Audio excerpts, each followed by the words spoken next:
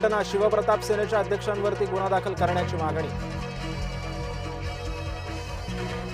लाडकी बहीण योजनेतून 92 लाख महिलांना वगळलं। सुमारे 50 ते 55 लाख महिलांनी ई-केवायसी केली नाही, तर योजनेमुळे राज्याच्या तिजोरीवरती ताण येत असल्याची सुद्धा कॅगच्या अहवालातून माहिती।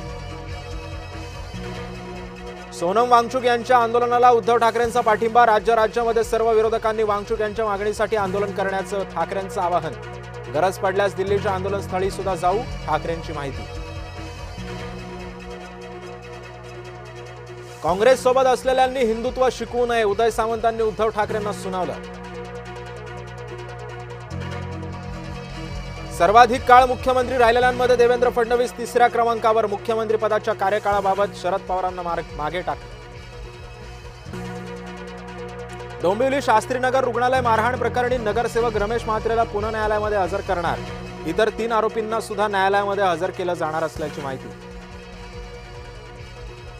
विनायक राऊतांनी अटकपूर्व जामिनासाठी अर्ज केल्याची माहिती। सून गिरिजा यांच्याकडून गंभीर आरोप। ठाणे सत्र न्यायालयामध्ये 23 जुलै रोजी होणार सुनावणी। मुलुंड स्टेशनवरती एसी लोकल 15 मिनिटांहून अधिक काळ बंद। प्रवाशांना श्वास घेण्यास त्रास। महिला बेशुद्ध पडल्याची माहिती। एक्सप्रेसमध्ये मद्यधुंद अवस्थेतील चणे विक्रेत्याची टीसीला बेदम मारहाण। त्रिवेंद्रम नवी दिल्ली सुपरफास्ट एक्सप्रेसमधला धक्कादायक प्रकार। रेल्वेतील अवैध विक्रेत्यांचा प्रश्न पुन्हा एकदा ऐरणीवर।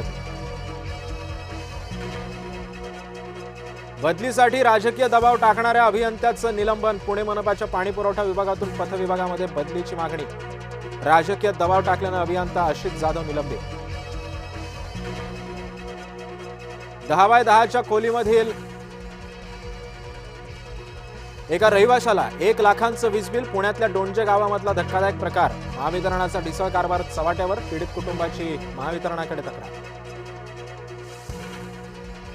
गिरणा धरणाचा जलसाठा हा 35%वर। एकाच दिवसामध्ये जलसाठ्यामध्ये 8% वाढ। नाशिक जिल्ह्यामध्ये पावसामुळे पाणी पातळीत वाढ।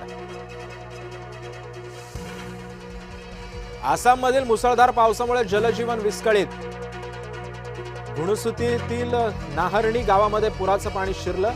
लखीमपुरामध्ये पिकांचं मोठं नुकसान। रत्नागिरीतील भातशेती पुन्हा एकदा संकटात। गेल्या 4 ते 5 दिवसांपासून पावसाची उसंत। पावसाअभावी लावणीची कामं खोळंबली। माऊलींच्या पालखी सोहळ्यात चोरट्यांचा धुमाकूळ। हडपसरमध्ये 10 महिला भाविकांचे दागिने लंपास। सीसीटीव्ही फुटेजच्या आधारे चोरांचा शोध सुरू। होर्मुझ पुन्हा बंद। जहाजावरती हल्ला। एका भारतीय बेपत्ता तर 10 जणांना वाचवलं। इराणनं 5 आखाती देशांवरती डागले ड्रोन्स। बँकॉकच्या पबमध्ये भीषण आग। 27 जणांचा होरपळून मृत्यू। 12हून अधिक जण जखमी।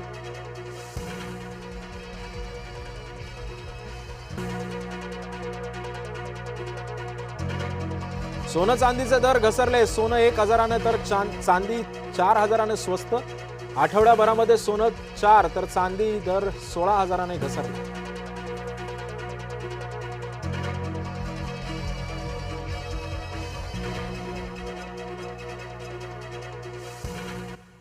नमस्कार, मी सिद्धेश ताकम।